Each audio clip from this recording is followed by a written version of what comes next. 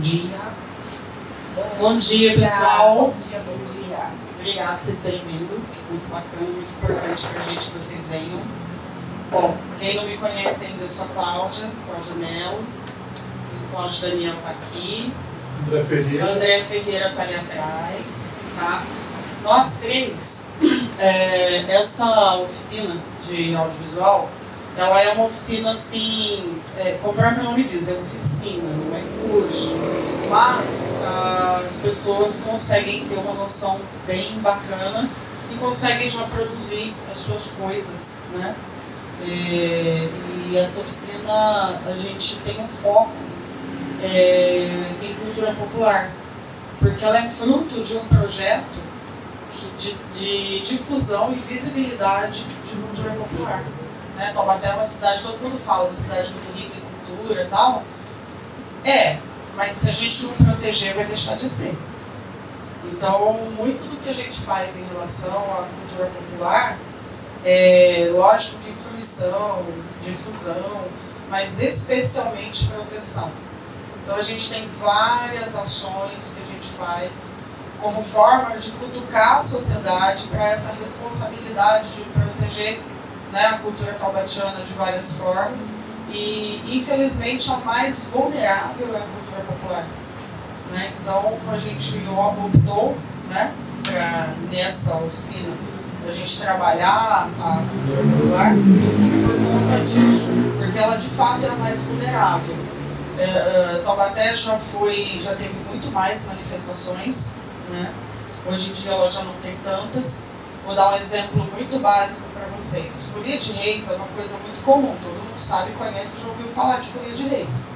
Nós ainda temos uma, já tivemos assim 20. Hoje ainda temos uma, cujo mestre, seu Valdomiro Pereira, ele tem 96 anos. Então, na falta do seu Valdomiro, a folia acaba. Então, qual que é a ideia? A gente não vai aqui formar folião de reis, não é isso? Mas a gente tenta falar de cultura popular das várias formas, tá? Eu citei a folia de reis como um exemplo, para que a gente consiga registrar, se não houver descendentes diretos do seu Valdomiro nos dias de hoje, lá na frente, daqui a alguns anos, se alguém quiser retomar essa cultura, a gente tem registrado como era, os fundamentos, os conceitos, né, para a gente replicar da forma original. Porque a gente sabe que a cultura ela é mutável e ela vai se adequando aos tempos, né? Mas, se a gente puder ter o registro de como era, de quem fazia, em que bairro estava, quem eram os componentes, aonde essas pessoas se reuniam, quais eram as rezas, quais eram os cantos, você tem uma referência para continuar, sei lá, daqui a 10, 15, 20, 30 anos, não sei. Mas você tem uma referência, né? Então, quando a gente fala de salvaguarda de cultura popular, é disso que a gente está falando. Né? A gente já teve um monte de outras manifestações artísticas em Taubaté que acabaram, ninguém sabe como era, quem fazia, que bairro estava. Então, você resgatar isso é mais difícil. Né? E um dos nossos papéis é usar o audiovisual para isso. Então, a gente busca, aí no meio da juventude, criar o gosto pelo audiovisual, e a pessoa não é obrigada a usar o audiovisual para essa proposta que estamos colocando aqui. Mas a gente acha importante plantar semente. Então, lá na frente, se alguém quiser trabalhar um outro tipo de... É livre. Mas esse trabalho aqui, ele foi concebido para a gente usar como tema a cultura popular, porque é uma forma, né, da gente fazer as pessoas conhecerem, entenderem, gostarem de repente, né? Ninguém gosta do que não conhece. Então quem sabe conhecendo começa a gostar. Né? Então tem muito disso. Daniel? Cada um vai ficar com uma parte aqui, a gente vai trabalhar desde o roteiro, a concepção, né, de uma linha de trabalho. Nós vamos passar pela iluminação, depois nós vamos técnicas para vocês de como fazer uma boa captação de áudio. Então a gente vai dar um aparato em tudo, nós vamos passar por todas as vertentes principais, que é os pilares para poder fazer um audiovisual.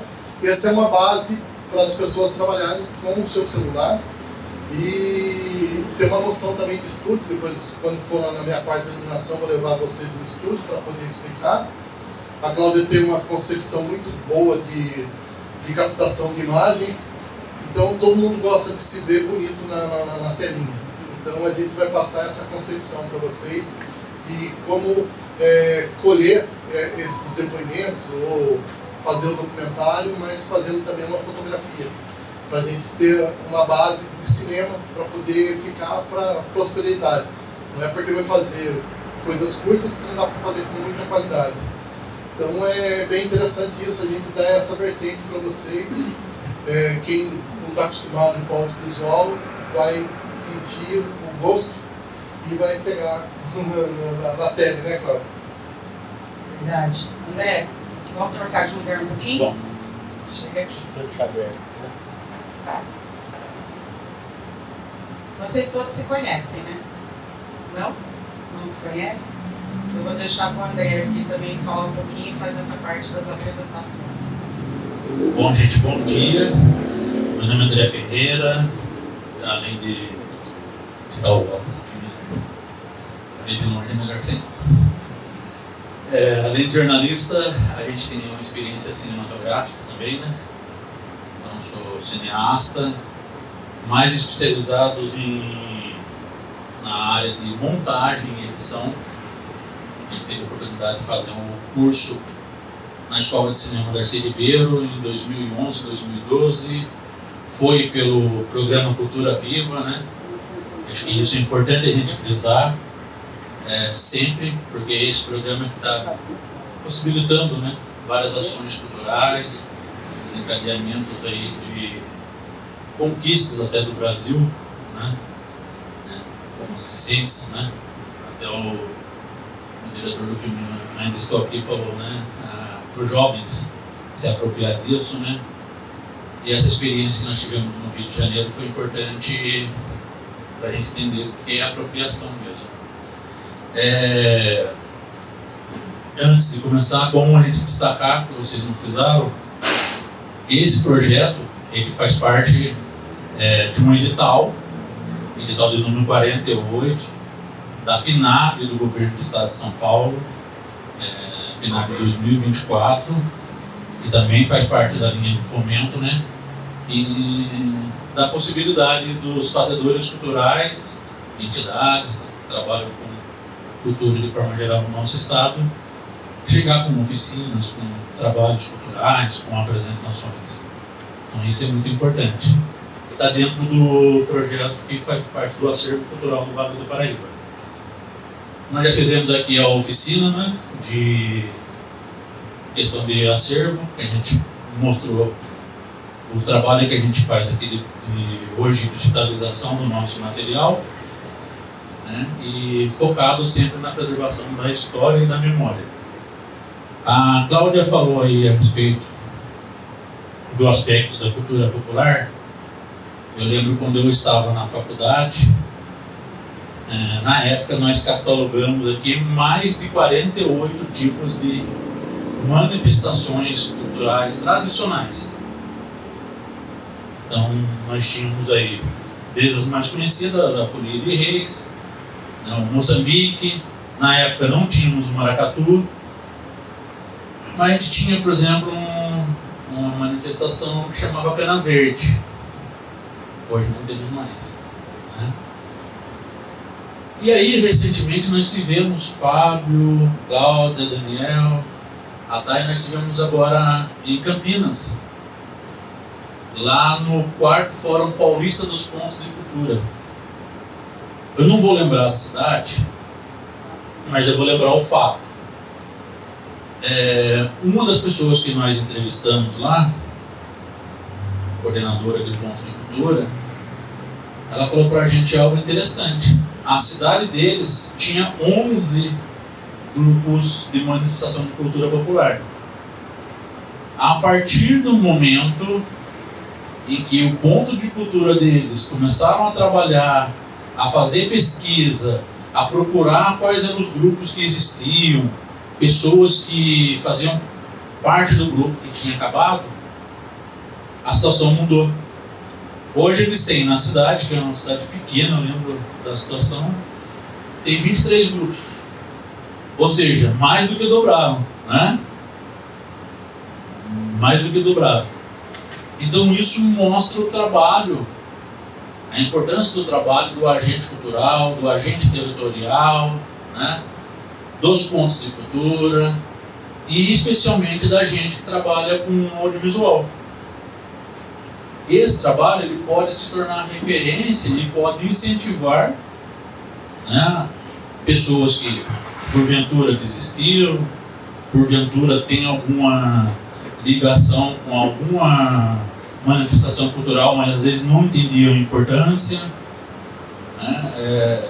Então, por mais que você faça um trabalho que seja curto ou um longa-metragem, o que importa é você mostrar a essência. É essa essência que a gente tem que extrair, né? Acho que isso daí é muito importante. Ontem também eu estava mostrando uma foto para o Jonathan, que é o nosso estagiário aqui, da teia de 2014, que nós também fomos, Daniel, Cláudio e eu, para o Rio Grande do Norte. E aí também mostrei um cacique para ele que estava reunido na teia. Não lembrava o nome do cacique, mas sei que é do povo Pancararu. Lá aconteceu uma outra situação. Lá o povo dele estava sendo dizimado, o povo dele estava sendo atacado, o povo dele estava sendo vilipendiado e ninguém reagia, a comunidade em torno, queria mais que acabasse com os indígenas mesmo. Esse cacique, sabiamente, resolveu fazer um Big Brother. Pegou, encheu de câmeras na aldeia e passou a colocar essas câmeras 24 horas para o mundo enxergar, para o mundo ver. E ele foi conquistando apoios internacionais porque as pessoas começaram a ver o modo de vida deles, a entender, né? Desde a hora que acordava até a hora que ia dormir, os rituais, as coisas, né? Situações simples do cotidiano. Passaram a admirar isso. Acabou a questão de serem atacados, né? A terra passou a ser protegida por conta da câmera. Então, a nossa ferramenta que nós temos possibilidade de utilizar, seja o celular, seja uma câmera, ela tem uma importância muito grande. Só que a importância maior é isso daqui, ó. É o nosso olhar, é a nossa sensibilidade, é a nossa forma de contar a história. E esse contar a história, muitas vezes, não é a gente ser o protagonista. 99% é a gente saber ouvir, é saber conversar com a fonte, o entrevistado, às vezes por gesto, por um simples gesto, um balançar de cabeça, uma atenção. Porque quando a gente está diante da pessoa, tem uma história para contar, ela só vai contar para a gente se ela sentir que ela tem confiança na gente. Se ela sentir que aquilo que a gente foi em busca da essência dela, a gente vai defender. Se a gente não fizer isso, for simplesmente por compromisso, acontece igual nós estávamos lembrando agora antes de começar aqui a oficina, que também em 2014, lá na teia, uma repórter de uma emissora de TV chegou, viu, a gente estava até conversando com representantes ciganos, e nos bastidores, antes de gravar, ainda sorte, né? Mas por infelicidade me faz a pergunta: aonde que a gente compra fantasia de cigano? Como que faz para virar cigano? devo dizer que é uma pessoa de uma emissora nacional que falou essa bobagem. Então, só essa fala, só esse modo de... essa agressividade por não ter a sensibilidade de entender o que representava a indumentária daquela líder, que é a Maura, que a gente tem amizade com ela até hoje, ela já teve a agressividade, né? E aí ficou difícil fazer entrevista. Então, nesse aspecto que a gente gosta de frisar. Nós vamos começar falando a questão das etapas, né? Aí do nosso trabalho que a gente tem que desenvolver. Todo trabalho que a gente faz, a gente tem que planejar. Bacana, temos a ideia, temos aí a semente lançada, o assunto, o tema, né? E aí? Vamos simplesmente chegar e vamos fazer conforme a situação? Né? Glauber Rocha, né? Uma câmera na mão, uma ideia na cabeça. Engana-se quem achava que Glauber Rocha não tinha roteiro. Ele não tinha roteiro ali escrito no papel. Mas o roteiro estava na cabeça dele. Quem assistiu algum filme dele tem a noção de que tem todo um planejamento feito para se poder atingir o objetivo dele. Eu assisti um filme chamado Di.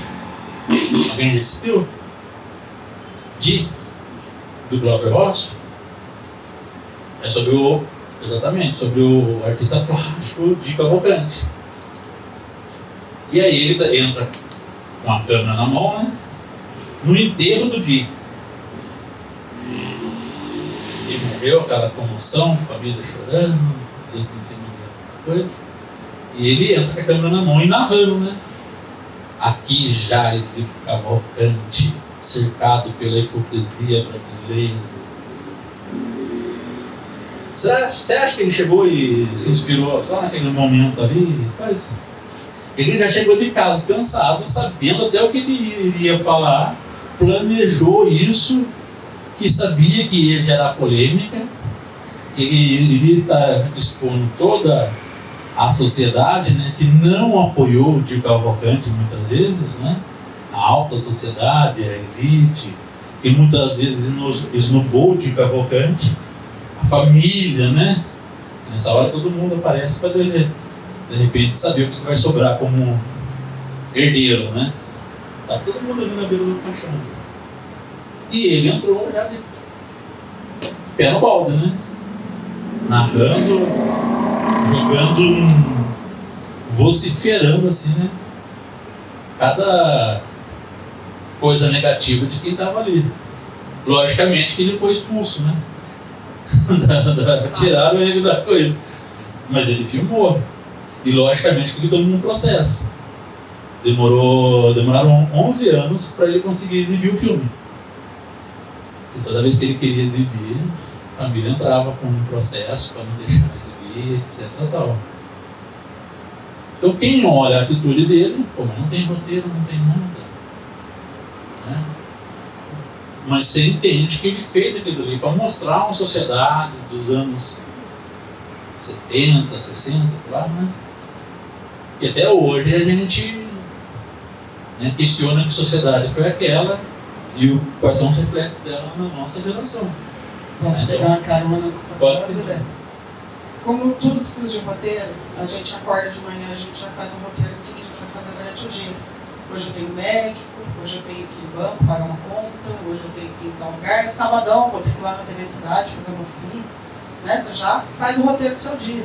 Boa noite, vou na balada, vamos comemorar o aniversário da Thay e do Gato Preto hoje, né? Então a gente já faz aquela roteiro do que a gente vai fazer durante o dia. Isso aqui é o nosso roteiro de agora. Você vê que nada na vida sem roteiro, né? Isso aqui é o nosso roteiro de agora. Então eu queria aproveitar esse gancho do roteiro para falar da dinâmica de como vai ser hoje, né? Eu, André e Daniel, nós estamos monitores desse projeto, certo? Nós vamos monitorar o trabalho de 4 agentes Cultura Viva. Esses agentes Cultura Viva aqui, ó. Fábio Gama, está aqui na frente. A Thay Cyber está ali. O João está sentadinho aqui e a Nina está ali atrás. Então, esses 4 monitores, eles vão orientar vocês, pessoas interessadas, né?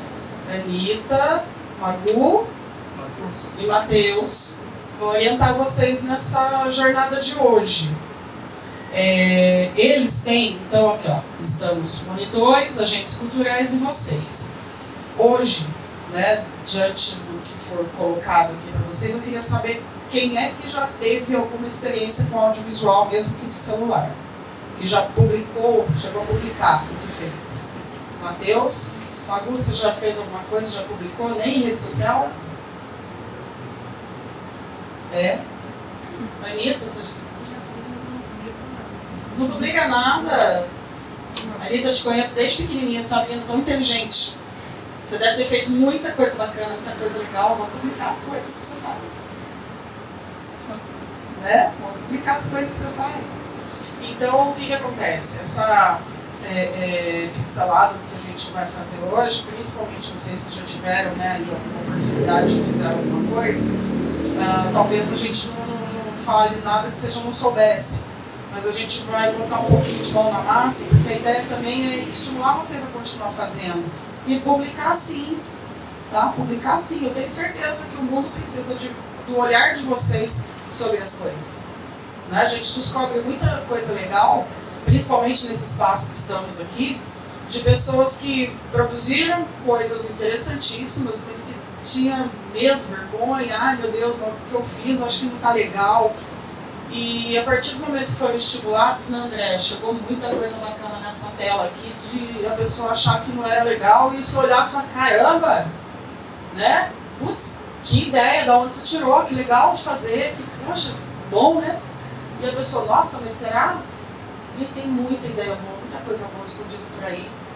Então a nossa dinâmica hoje é conhecer um pouco de vocês. A gente inclusive vai nos monitores, vão colher depoimentos de vocês, vocês vão fazendo, vocês vão se gravando, né? A gente vai colher isso, esse material, o Fábio vai editar, vai virar um mini doc. E depois, né, como a gente falava da cultura popular, né, André? E depois o que acontece?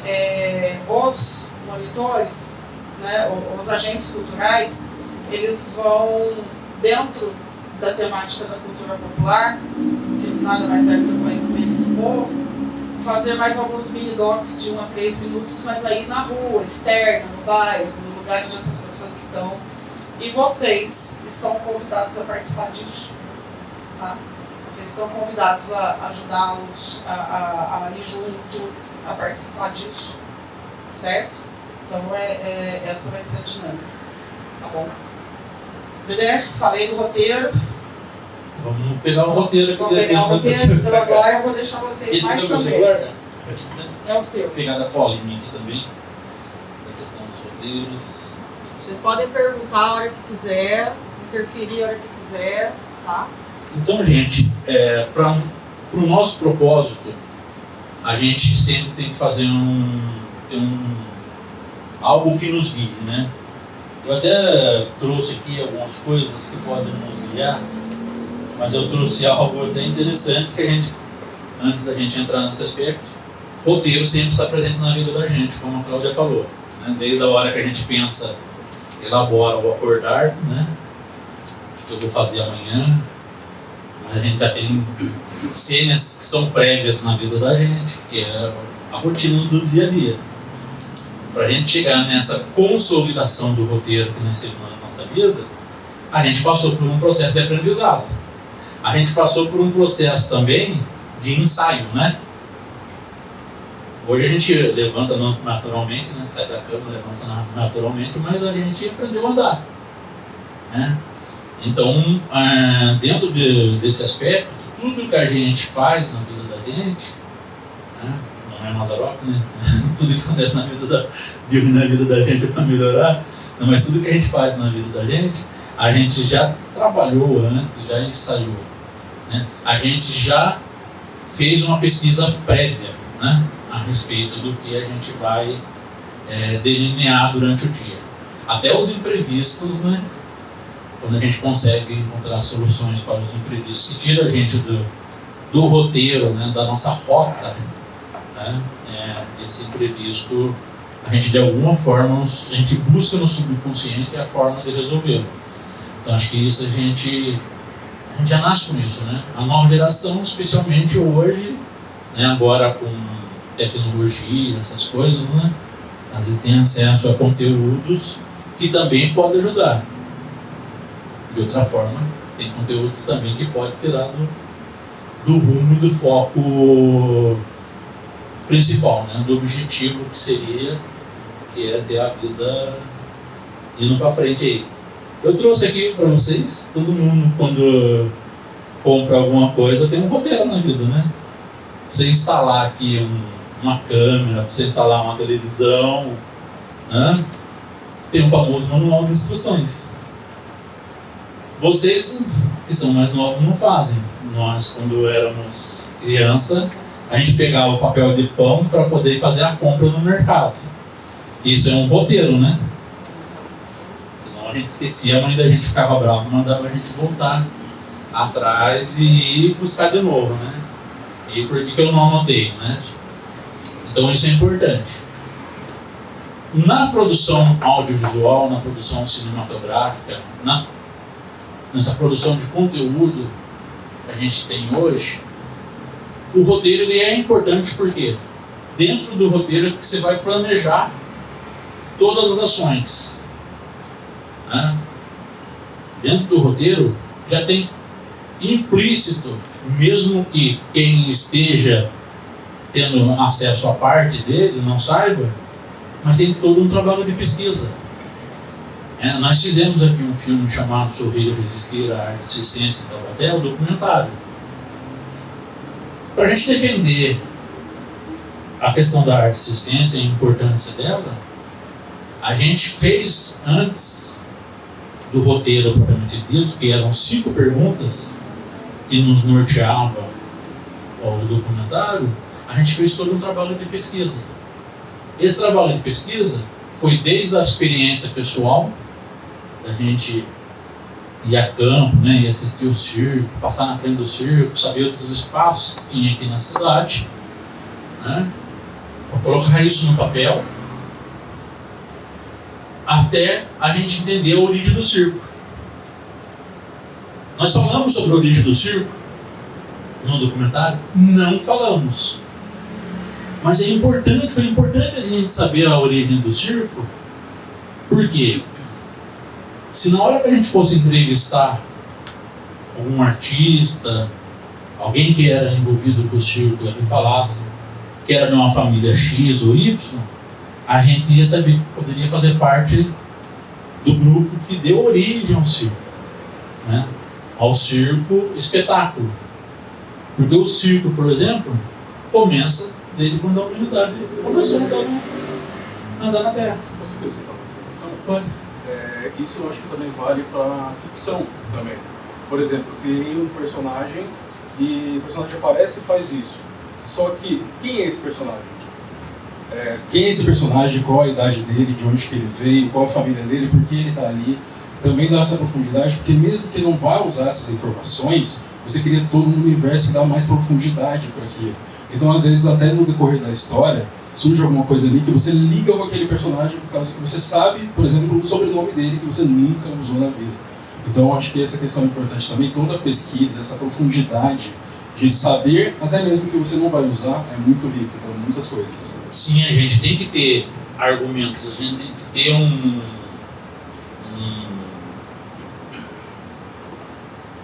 baú, né? Eu esqueci a palavra que a gente pode definir isso, mas a gente tem que ter elementos que possam fundamentar a gente dentro do nosso trabalho. Então fizemos lá a origem do circo, né? Desde que o homem jogou a primeira pedra para o ar, pegou mais uma pedra, fez malabares, desde que o homem passou a pinguela, né? Alguém sabe o que é pinguela? Sabe? Pinguela? É outra coisa. É pinguela, tá?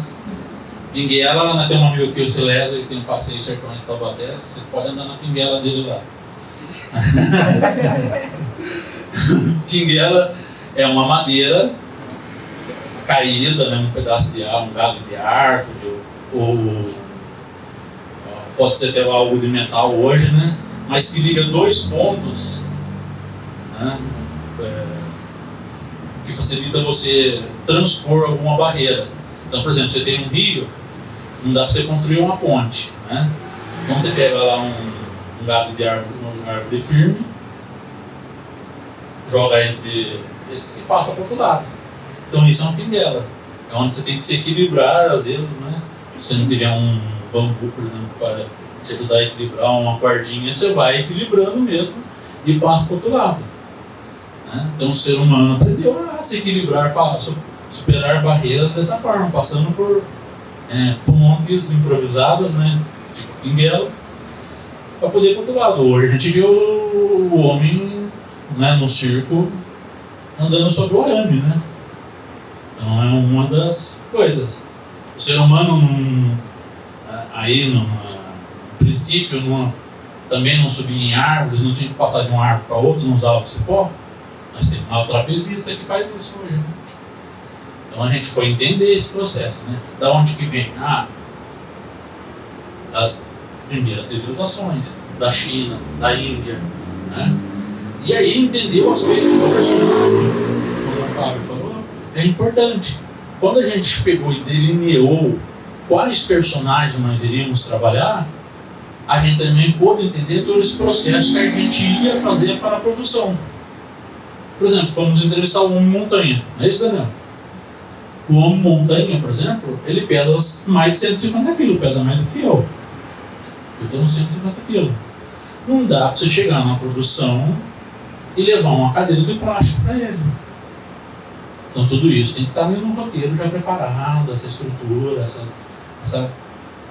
esse planejamento para a gente poder entender. Aonde que nós iríamos entrevistar o Homem Montanha?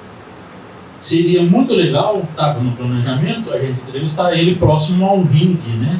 Ele fez parte do Gigantes do Ringue, né? Reis do Ringue, né? Levou a arte circense por meio da luta livre para a televisão, né? Muito famoso, tem um projeto social. Infelizmente, naquele momento não deu para a gente fazer, porque estava na época da pandemia. Então tivemos que entrevistar ele no quintal mesmo, né?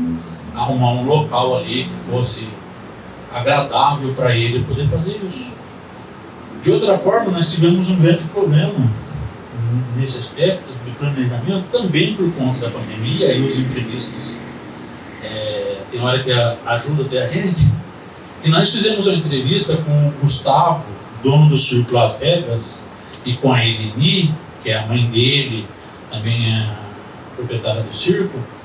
Nós fizemos, o circo estava desmontado, tinha um trailer dentro de um galpão lá na Daruma, e nós acabamos fazendo na frente desse trailer.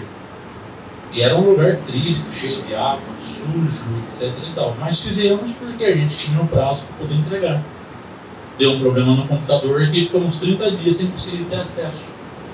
Nesses 30 dias a pandemia mudou lá as cores lá, né, na zona de risco. O circo foi para Guaratinguetá, montou lá e começou a funcionar. E a gente, pra gente, com medo de não conseguir recuperar a entrevista, nós fomos lá de novo. Aí fomos ao circo montado com o público. Né? E antes de começar o espetáculo, nós entrevistamos o Gustavo na frente do palco, sentadinho na beira do palco. Né? No picadeiro. Quando terminou, ele falou: aquela entrevista que eu dei para vocês, eu dei com muita tristeza. Porque aquilo de lá não representava o que a gente faz. Aí ele até falou uma frase que eu não esqueço: o circo é minha vida, isso daqui é minha vida. Então a gente entender a dinâmica, a estrutura que compõe o personagem, o ambiente, tudo isso faz parte desse processo de pesquisa.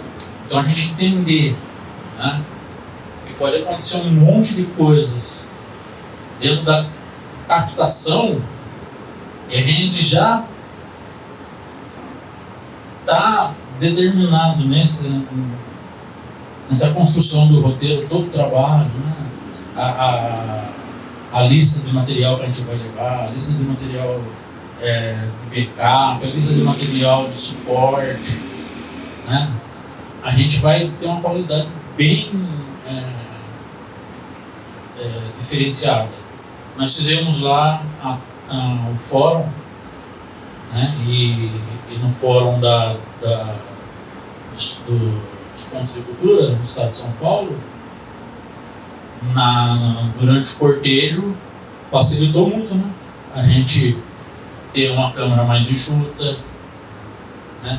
Estar com a câmera na mão, gravar com o celular, né? Até para pegar detalhes. Às vezes está com a câmera grande, vem uma pessoa, bate em você, com o celular não. Você vai batendo, você está com o estabilizador, mesmo segurando no corpo ali, você consegue travar, né? Aquele movimento mais agressivo. Você consegue chegar até mais perto, por exemplo. Se tá a pessoa com o tambor ali, entre ela erguer o braço e bater o tambor sem enfiar o celular ali, a chance dela acertar seu celular é menor do que você pegar uma câmera dessa maior. Né? Ela tem muito mais área para ela acertar. Então, nessa que ela ergue, você entender o ritmo dela, você vai aproveitar dela, tirar ali, aproxima e depois volta, ajuda muito. Você está com um instrumento, uma ferramenta mais minimalista. O que eu acho que eu posso acrescentar nesse aspecto, né? A questão da captação de som, né? É muito legal quando a gente quer, por exemplo, eu acabei de vir de um trabalho em São Sebastião.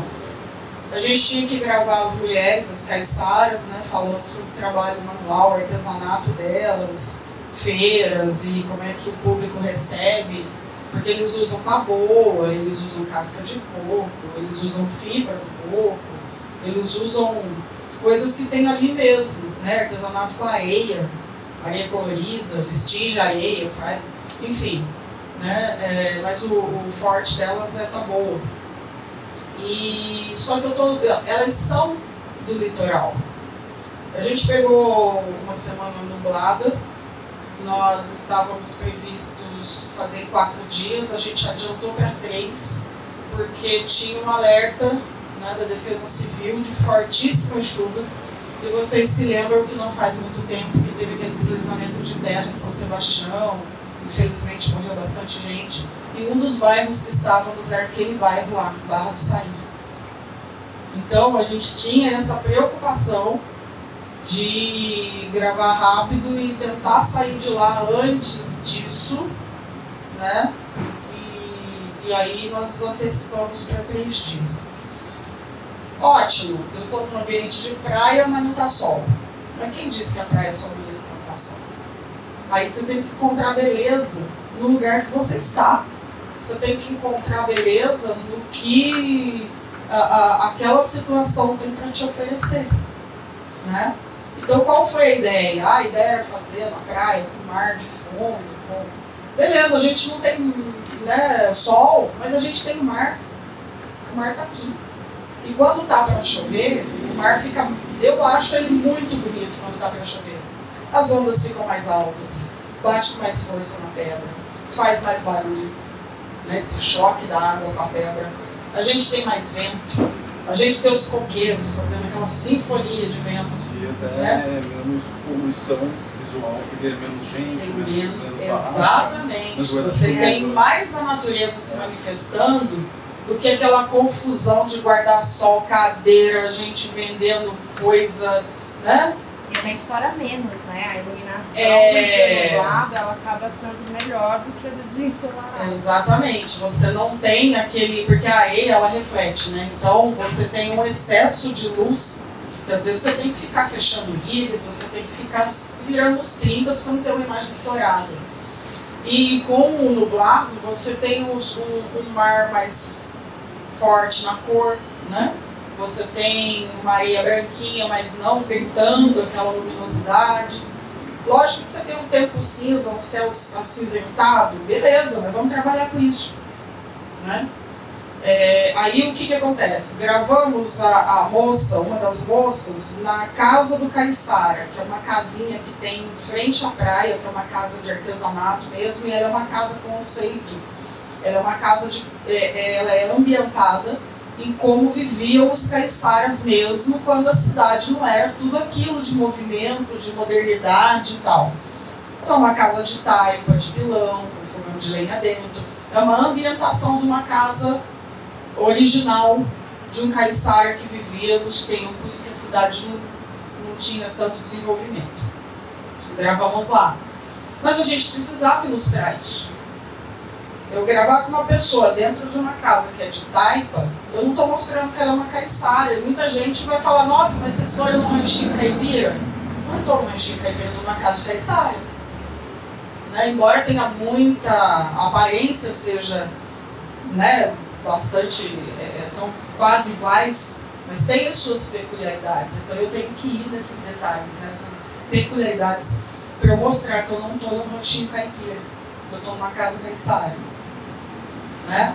Então tinha os remos jogados lá escondido, a gente botou os remos para aparecer no cenário. A gente tinha lá um cara lá que estava com as redes consertando, a gente pediu emprestado para ele, botou uma rede.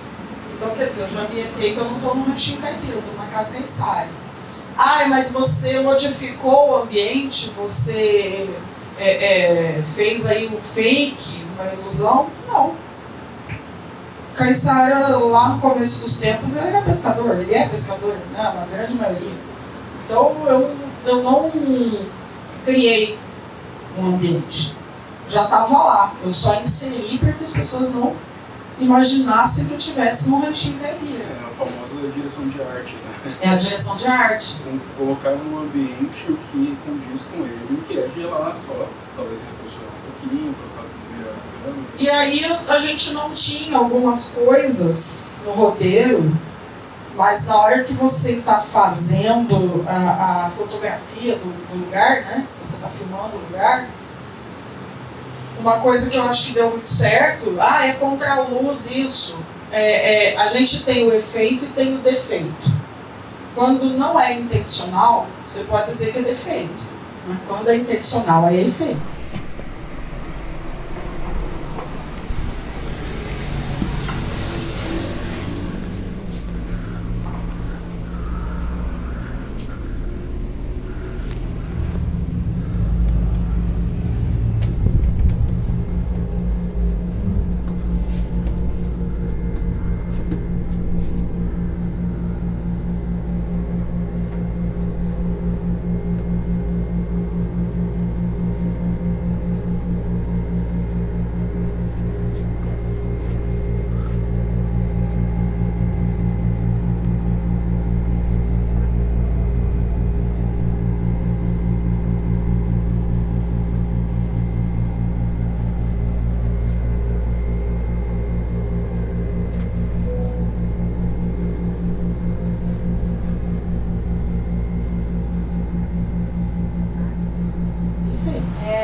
Vocês vão optar por fazer a gravação de vocês ou com ela ou com o celular. A opção vai ser de vocês, tá bom? Desde que quem resolver captar com o celular, até o final, antes de ir embora, a gente puxa o conteúdo para o computador, tá? Pra gente editar. Então, vamos lá. Vamos lá. Vou falar um pouquinho para vocês de captação. Como a gente estava falando lá aquela hora, né? É um estilo nosso e cada um tem o seu e a gente respeita e tem que respeitar. Porque o estilo de captação ele acaba sendo uma assinatura mesmo, né, de quem está fazendo. Da mesma forma que um pintor, um gosta de óleo sobre tela, outro gosta de giz pastel, outro gosta de mesclar as técnicas. Tem quem trabalhe com a tela normal, tem gente que trabalha em outros chassis, outras plataformas, enfim. A filmagem é a mesma coisa, ela tem o básico para todos. O que é o básico para todos? Enquadramento, foco, são básicos para todos. Porém, aquilo que a gente falava anteriormente, também é um critério que não precisa ser seguido à risca porque às vezes você quer foco em primeiro plano, desfoco no segundo plano, né? O que a gente chama de plano é o que está à frente, o que está no meio, o que está no fundo, né? Primeiro plano, plano intermediário, né? Segundo plano ou plano aberto.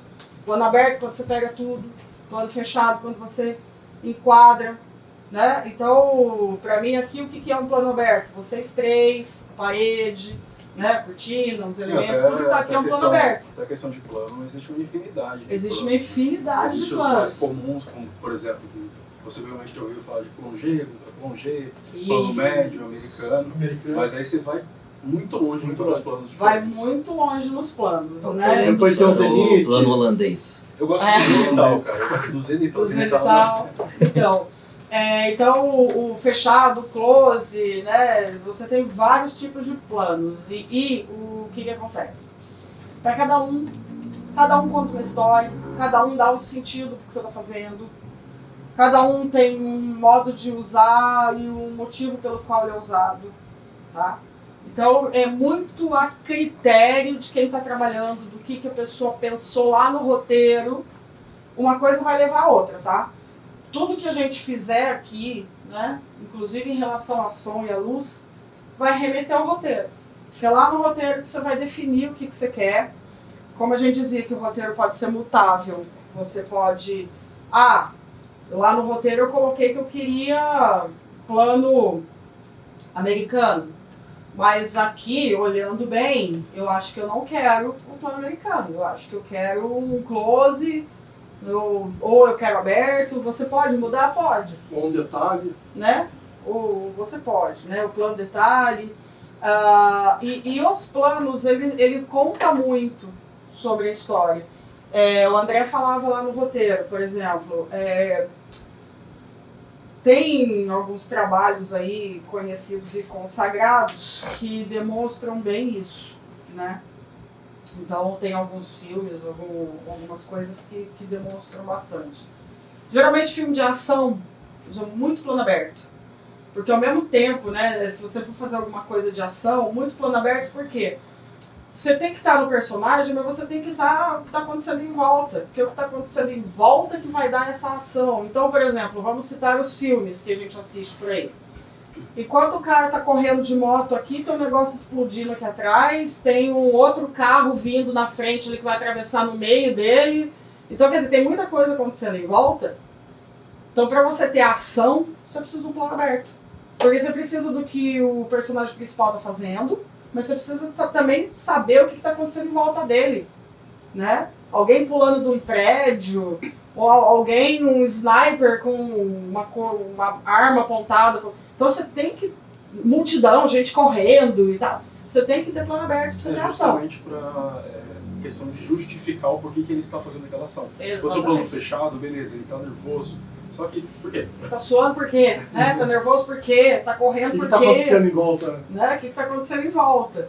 Né? E isso em qualquer trabalho. Nesse sentido, parece até que, pelo que eu estou entendendo, que você pode escolher o plano justamente para ocultar também. Pra Se você pode usar também. Para suspense, para tudo. Sim. O bom e velho Hitchcock com a cena da faca. E vai entrar muito uma cena que eu vi no telefone da Anitta agora, né? O Hitchcock usa a sombra projetada na parede e dá a ação. Você não vê o ator lá com a faca, você vê a sombra lá de uma mão com a faca, né? Então, a Anitta faz um trabalho parecido, que eu acabei de ver no telefone dela. Então você vê, é o motivo pelo qual você está usando aquela criação, porque aquele desenho de cena, ele é uma criação, né? E ali você vai colocar no roteiro do jeito que você quer e depois você tem que tentar fazer aqui aquilo que você quer, né? Transformar o que está escrito no papel em alguma coisa palpável, né? Alguma coisa que você vê e você percebe a intenção que está escrita lá. Entrando dentro do quesito da luz aqui, ó, o estúdio aqui ele não tem o pé direito alto. A luz ela precisa dependendo da densidade da luz, da potência dela, você precisa de 8, 10, 12 metros para poder a luz dar o efeito, porque a íris dela, ele vai, depois de um certo momento que ela forma a intensidade da luz. Aqui no estúdio, aqui, quando eu fiz o projeto aqui, a solução que a gente achou foi o softbox. Por causa do quê? Se eu colocar uma luz dura aqui, o estúdio é pequeno. Daí todo mundo fica branco. Daí tudo que você for gravar aqui, a pessoa vai ficar branca ou vai ficar brilhando. Você nunca vai acertar na câmera, daí a cameraman tá perdida, porque ela vai baixar a íris, daí não vai ficar bom, porque vai ficar brilhando, sempre vai ter uns pontos de luz que vai destacar mais. Daí o que acontece aqui? Aqui a gente está usando aqui luz de ataque. Quando é luz de ataque, ela está bem em cima da pessoa. Então geralmente a bancada está aqui, do entrevistado. Como ela tem um difusor, o difusor quebra a dureza da luz. Se eu tivesse a altura aqui, eu não precisava usar esse filtro. E eu usar ela na densidade dela mesmo, que é a luz dura, porque daí ela desce e ela vai fazendo preenche, né? Ela vai preenchendo e vai fazendo uma luz mais difusa para você. Aqui a gente precisava de um complemento atrás. Não tinha como colocar mais softbox aqui, ó, porque ia começar a aparecer nas filmagens. Então, qual a solução? A gente pegou uma luz de calha. Ela é uma luz dura, essa é uma luz dura. Ela deforma as pessoas. Qual a solução? Pegamos papel manteiga. Isso aqui já são segredos. Porque o certo seria usar um difusor que tenha as películas certas para isso. Mas como aqui é baixo orçamento, a gente tem que usar a criatividade e conhecer materiais também para poder ter soluções. A gente pegou o papel manteiga e conseguiu quebrar a dureza da lâmpada. A gente fez um complemento. Isso aqui é uma luz de complemento, certo? Então, se você tirar foto em qualquer canto daqui, dependendo da posição, você consegue trabalhar com a silhueta limpa, sem ter sombra atrás, e você consegue ainda trabalhar com esse chroma. Que esse chroma ele precisaria de muito mais luz.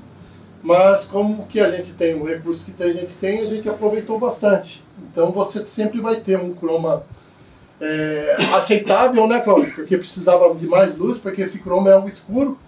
O certo seria o chroma mais claro aqui, que é aquele... Na realidade, o chroma ele é muito de acordo com a captação do material que você usa. As câmeras de tecnologia para tecnologia, inclusive de marca para marca, ela tem diferença de luz.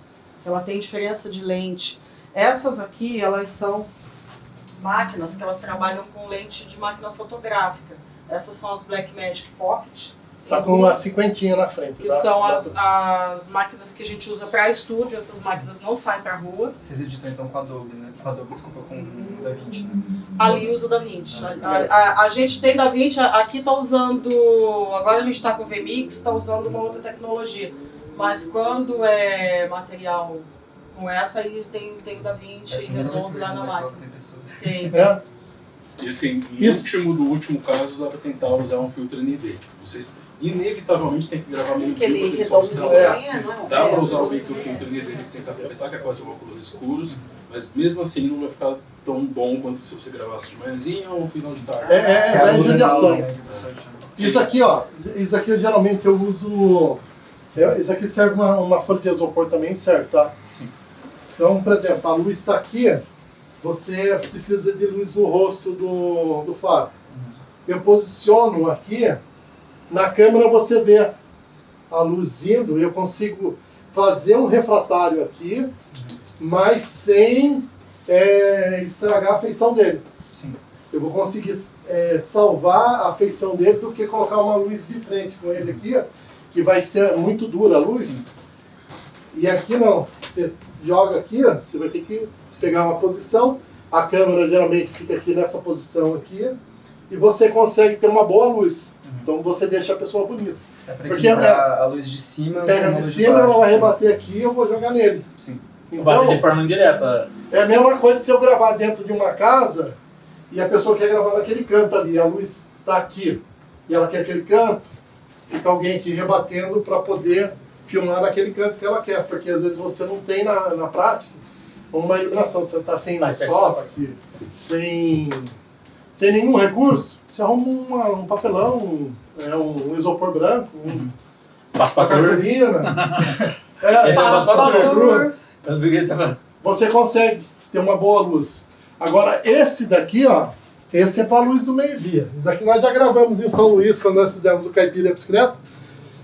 E eu que ficava lá, procurando atrás do cameraman. Você lembra disso? Tem foto, não tem? Lembro disso. Um sol do meio-dia, só que era um momento que tinha que gravar, porque estava tranquilo a cidade. No meio-dia o pessoal para almoçar. Sim. Fora isso, São Luís é muito louco, né? E a gente tinha que gravar uma cena dentro do bar. E é uma hora que estava tranquilo para gravar. Só que o sol estava escaldante. E eu lá procurando lá para poder fazer o reflexo. Toda hora mudava, porque a gente gravou com uma câmera só. E eu queria vários ângulos da mesma fala da pessoa. Então o que acontece? Você grava aqui, daí a pessoa corta, a pessoa fica parada naquele ponto. Daí eu vou para cá, pego outra vez a luz, gravando. Daí, para você poder posicionar a câmera. Quando você faz cinema, geralmente é uma câmera só, porque é muito caro o custo. Sim. E a gente, quando brinca de fazer cinema, né, Cláudia? A gente faz com uma câmera só, porque... A gente brinca sério. A gente brinca com uma câmera só, porque a textura de cada câmera é como um DNA. Sim. Cada um tem o seu. Essa tem uma que a gente consegue equalizar porque está dentro do estúdio. Pode ser a mesma marca, mas... Mas ela muda. Sempre tem uma diferença. Tem uma diferença de cor que você não consegue. Você pode bater o branco, que não é exclusivo. Igual o celular. O celular também não bate Igual o com ser outro. humano, filho. É. Pode ser gêmeos. Então, o que O que acontece? eu acho interessante citar também é aquela plaquinha primeiro, ou isopor, ou cartolina, alguma coisa. É bom também para bater o branco. É. Sempre, principalmente ambiente assim, acabou de entrar aqui. Geralmente a câmera ela tá presetada já para lá fora, ou vice-versa. Câmera DSLR, geralmente a gente coloca na frente, tira a foto, entra na configuração e troca o balanço de branco pela foto que ele acabou de tirar. Aí ele configura, identifica que esse é o branco absoluto, então ele regula todas as outras cores. Nesse tipo de câmera, geralmente tem uns botõezinhos do lado, essa eu não sei especificamente, mas a mesma coisa, coloca na frente, ela tá vendo, aperta o botão, ela olha, regula e regula todas as outras cores. Isso é sempre importante de fazer, porque para ter as cores reais das coisas, porque às vezes fica, por exemplo, eu posso ficar muito amarelado, ou ficar um tom de verde esquisito aqui no fundo, o que acontece? É bom sempre dar uma olhada nisso. Deixa eu aproveitar só nesse aspecto também, uma questão técnica que o brasileiro tem dificuldade, principalmente na questão do documentário. Estamos falando de mestre de cultura popular. Estou lá entrevistando o seu Rodomiro, 95 anos, cidadão magro, alto, branco, bonito, esguio, né? Aí no meio da entrevista ele está recebendo em casa o mestre dito preto. E eu já regulei toda a câmera para o mestre dito, para o seu Rodomiro, que é branco. Vem cá, mestre, senta aqui. Porra, não perder a oportunidade dele. Cara, tem que regular, porque ele é preto. Muda totalmente. E aí o filtro, a iluminação, altera tudo. Se eu não prestar atenção ali, só o fato dele sentar aqui vai me desconfigurar toda a questão da luminosidade, dos lumes da minha câmera. Isso já aconteceu com a gente aqui. De estar filmando um lugar, conforme o tom da pele da pessoa, a gente depois, na hora da edição, vai ver que a pessoa não aparece. Isso aconteceu então, espera a pessoa sentar, já começou, para naquele ponto que está ali e regula. Pra você não perder Isso vale para o celular também. O celular. Não, acerta a luz, muda. O rebatedor está aqui para cá porque vai rebater o mestre aqui. Entrou o outro ali, joga para lá para poder ele ficar iluminado. Vou pegar, fechar outro aqui. Já. Tá ficando legal, hein? Já, que é tudo tudo que a gente inventa tem que tornar possível, né? Senão. Olha que luz legal de rosto. Ó, tem sombra? Tem, mas é proposital. Ele quer essa sombra. Aquilo que a gente falou. Você consegue um pouquinho para trás, só para testar? É a propositura de cada um. Frente, isso. Tá. Quando eu falo teto, tá vendo, ó, que o cabelo dele tá bem aqui, ó, você não tem nem um pouquinho de espaço verde acima da cabeça dele? É assim mesmo que você quer? Porque Porque você pode fazer aqui, ó, no zoom, ó. Não, mas era... Você pode abrir, Isso. ou você pode deixar do jeito que tava, bem É isso? rente. É isso? Não, É acho que agora ficou do jeito que eu quero mesmo. É isso? Agora Eu ficou do queria jeito que ficar você quer. Tá, mais próxima a imagem, tá. só os detalhezinhos aqui das coisas. Essa sombra, esse microfone, é assim que você quer? Sim. Então tá. Pra começar a gravar? Você aperta o REC aí agora você vai começar É aqui, a né? fazer. Não, Vê no se tá vermelhinho saindo. é aqui, ó. Vê se tá saindo a voz dele aí, ó. Põe Aqui. o fone. Pode colocar o fone de Vou abaixar aqui, Tem o ó. botãozinho vermelho aí e o botãozinho vermelho aqui. Ó. Os dois fazem a mesma coisa. um botão meio abaixar aqui, ó. redondo, né? Redondo, vermelho. Aqui, ó. Pode pegar a voz. Vê se tá pegando a voz dele. Ó, aqui, ó. Você passou a mão nele, mas não apertou. Ele tem que formar uma bolinha apertei aqui. mesmo. Ah, tá. Fala alguma coisa Fala lá, alguma Pedro. coisa. Olá, tudo certo, gente? Boa tarde, meu nome é Matheus. Aí, isso aí. Tá funcionando? Tá funcionando. Fechou. Eu gosto de explorar histórias e de contar histórias. Eu sempre fui um bom mentiroso desde criança.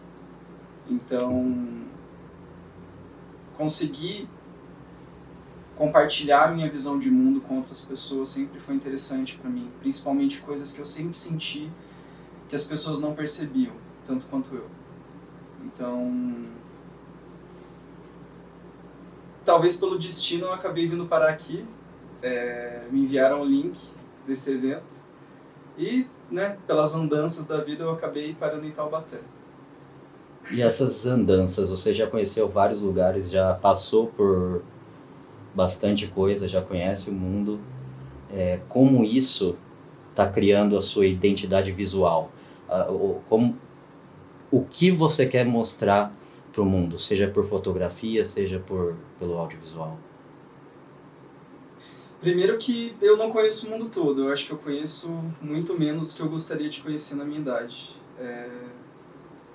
Mas eu tive uma infância muito simples, eu tenho uma família muito simples e eu sempre convivi com pessoas muito simples. E crescendo, principalmente fora do meu lar, da minha casa, da minha cultura, eu percebi que as pessoas elas escolhem ignorar muitos aspectos da sociedade e muitas vezes quem eles ignoram são essas pessoas simples.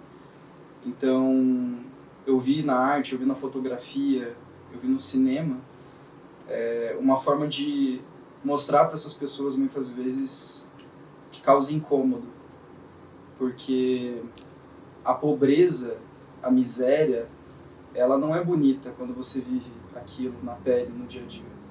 E a ideia de conciliar vários talentos que você tem, pode ser que fique menos cansativo pensando em trabalho?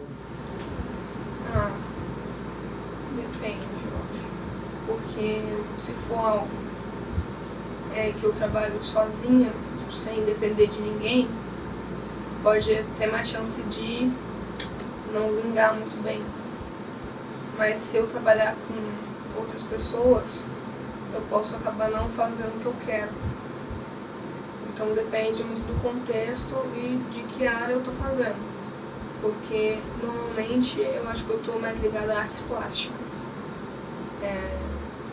Eu desenho, eu pinto, eu faço restauração quando precisa, quando alguma coisa mais complexa quebra. Eu gosto de escrever, às vezes. Você já deixou de ser feliz, alegre na sua vida por conta de alguma opinião de alguém? No passado, sim, hoje não mais. No passado, sim, porque eu dava muita relevância para isso, né? Hoje, não. E você já deixou de ser feliz na sua vida por conta dos seus próprios julgamentos e opiniões? Com certeza, porque deixava justamente a sociedade influir muito sobre e pesar muito mais em quem eu era do que minhas próprias opiniões. E acabava que as minhas opiniões eram um espelho do que a sociedade impunha sobre mim, né? Então, sim. E hoje em dia, quem te julga mais, você ou os outros? Pergunta boa, difícil. Eu acho que um pouco dos dois, porque só que eu passei a não me importar, a diferença é que eu não me importo mais com o julgamento externo. O externo eu não dou a mínima. Mas eu ainda me cobro muito. e fico tentando limpar ainda resquícios de coisas antigas que, por exemplo, padrões, né, que a sociedade impõe, coisas assim. Vamos dar um exemplo específico aqui. Se eu engordo 2 quilos, eu já começo a me cobrar, já começo a ficar triste, já começo a ficar mais, sabe? São coisas que vêm da sociedade em cima da gente, né? E que a gente tem que ir se limpando, se desconstruindo o tempo todo. Tem algo que você quer falar? Sobre algum recado que você quer deixar no final? Pra não deixar, né? Acho que para todas as pessoas aí, não deixar a opinião externa ter relevância na nossa vida. A menos que sejam elogios, crítica construtiva de pessoas que a gente sabe que nos validam, que gostam da gente de verdade. Quando é algo negativo, que vem de pessoas que a gente tem já certeza absoluta, que só querem nosso mal ou não tem relevância pra gente, sabe? Você amassa assim, ó, faz uma bolinha de papel e joga fora, e é isso, entendeu? Não deixar nada externo tirar nossa felicidade, nosso amor próprio, nossa autoestima e muito menos deixar de ser quem a gente é por conta de opinião alheia, sabe? Trabalhar com o que gosta, fazer o que gosta, assumir uma identidade, e amores, seja o que for, né? Ser esse mesmo. Obrigada, é isso. Obrigada. Nossa, perfeito. Nasci aqui em Taubaté, mas dizer de onde se é, eu ainda não descobri de onde eu pertenço, então vou ficar devendo. Perfeito.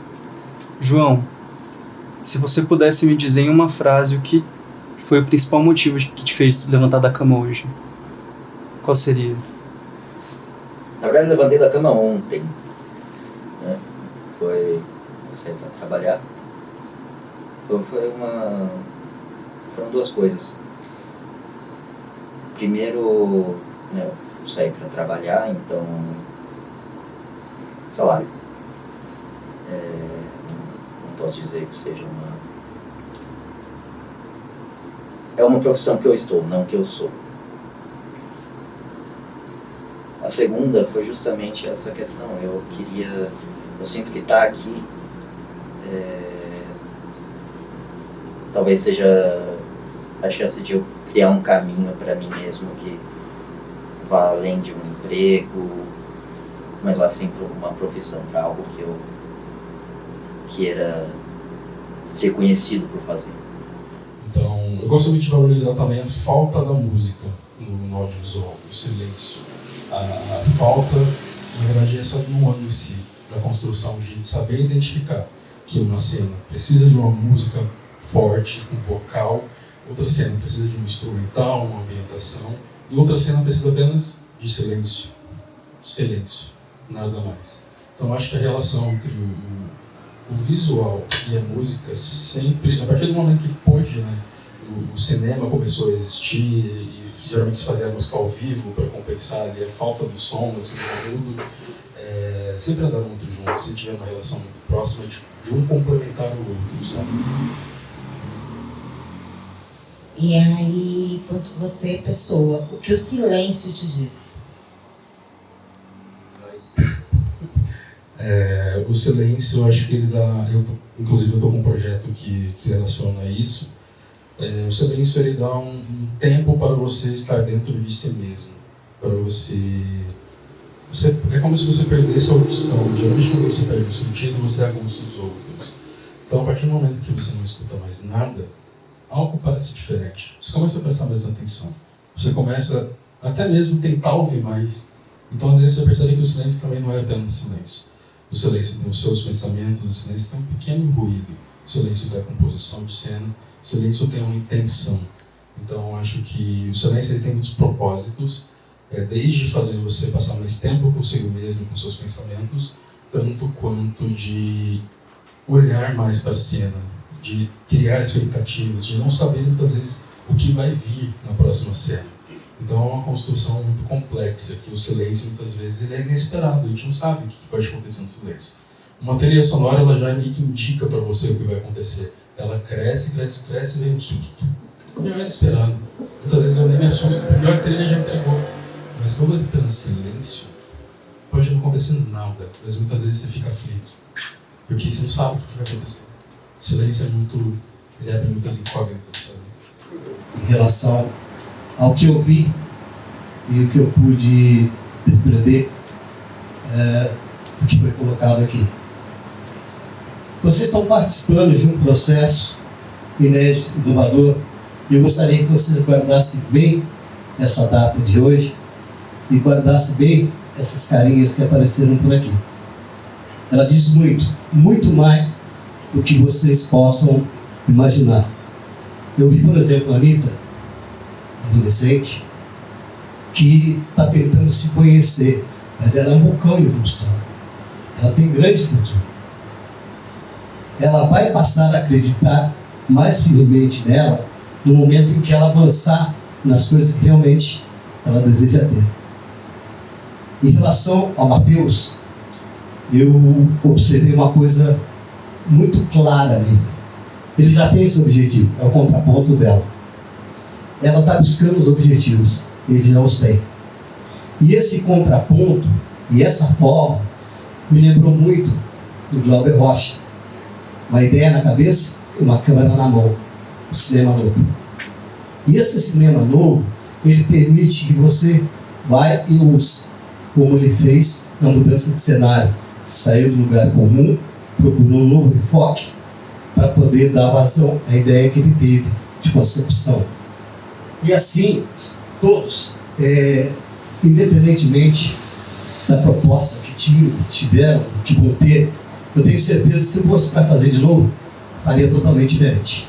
Bem diferente. Outras propostas, outras perguntas, outro contexto, outro conteúdo.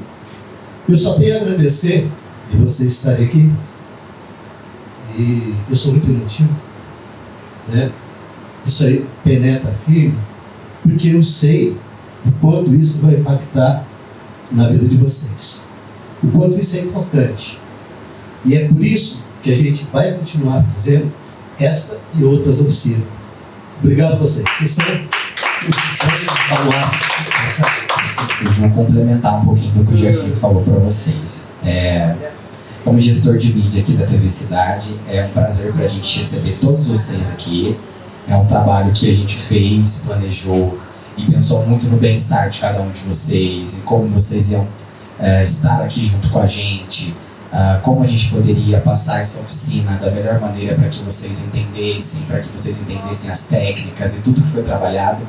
E eu acho que a gente conseguiu isso, como o Jefinho falou. A gente espera que vocês saiam daqui entendendo um pouquinho do que a gente levou e que a gente espera receber materiais de vocês, com vocês aplicando tudo que vocês aprenderam aqui hoje junto com a gente.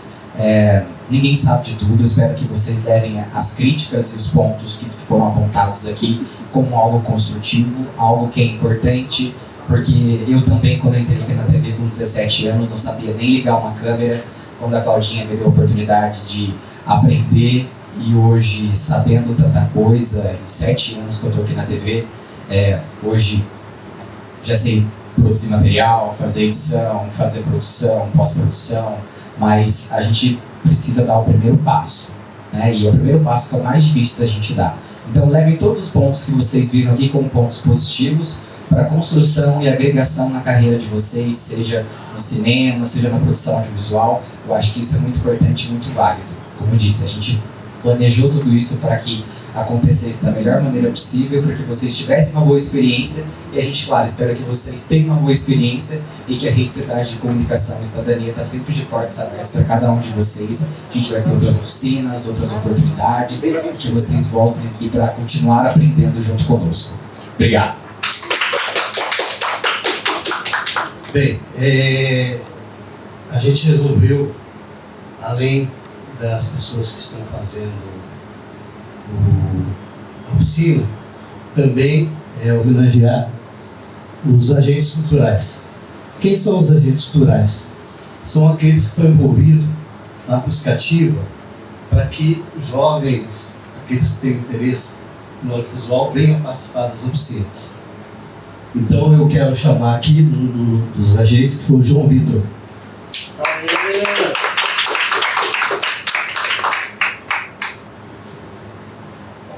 Fotinha. Aí. Também nós resolvemos que além Aqui são tripartite, né? Nós temos os oficinandos, os oficineiros e os monitores. Aí nós vamos também homenagear os monitores. E eu chamo aqui o Luiz Cláudio Daniel. Lindo! Fotinha. O desenho tá atrapalhando um pouco. Pode ficar do ladinho. Eu acho que aquele cantinho é melhor, esse cantinho daí não sai. Isso. Jefferson Melo, chega um pouquinho pra cá, assim, você tá com muito azul no aqui, ó, desenho. Muito azul. Aí. Legal. Obrigado, Jefferson. Cláudio, você quer que eu esconda os ícones e a barra? Eu consigo fazer isso rapidinho. Agora... Quer que suba o telão? Não, deixa só os ícones e a barra. Mas ali no canto fica legal. Agora eu vou chamar Cláudia Valéria de Castro Perrone Leite Melo. Também é uma das monitoras. Isso tudo sou eu não tenho nem tamanho para deixar de nome. É mais nome que gente. Olha aqui, e se a gente fizesse do outro lado, que tem aquele cartaz? Não, mas precisa para comprovar. Ah, isso é o comprovante. Melhor agora? Melhor agora, sem dúvida. Agora eu gostaria de chamar André Luiz Ferreira Alves. O André também é um dos nossos monitores.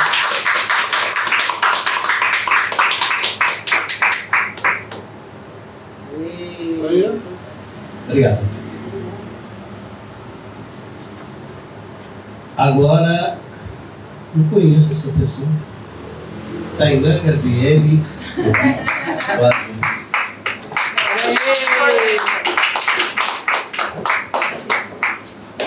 Fala isso aí. Falou. Sai daí depois. Aí. Oi? Na cadeira de Cadeira dela, cadeira. Mais um monitor. Fábio José Gama da Silva.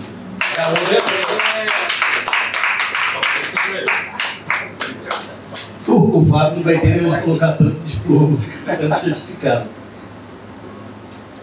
Dá um passinho pra lá, Jefferson Melo. Você tá com o desenho bem. Aí.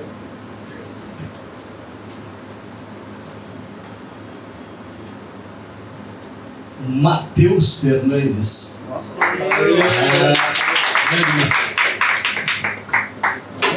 Isso aqui, mais 15 reais, eu tomo um cafezinho. E com prazer mais caro. Aí.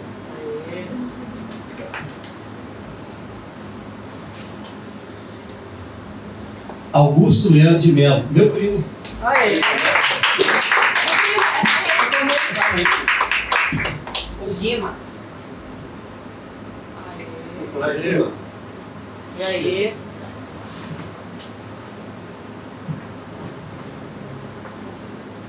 Ah, sim.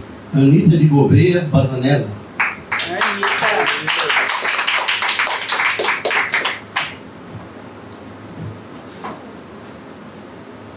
Aí.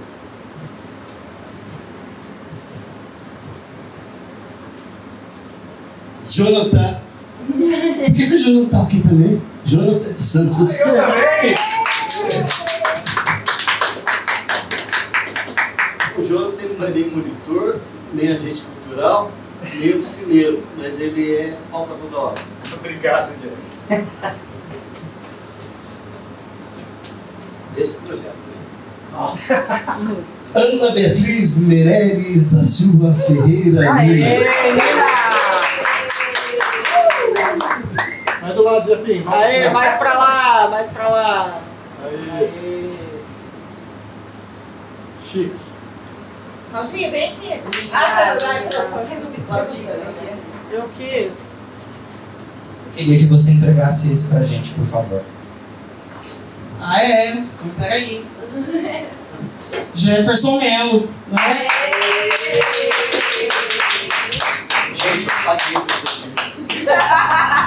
Graças a Deus. Aê!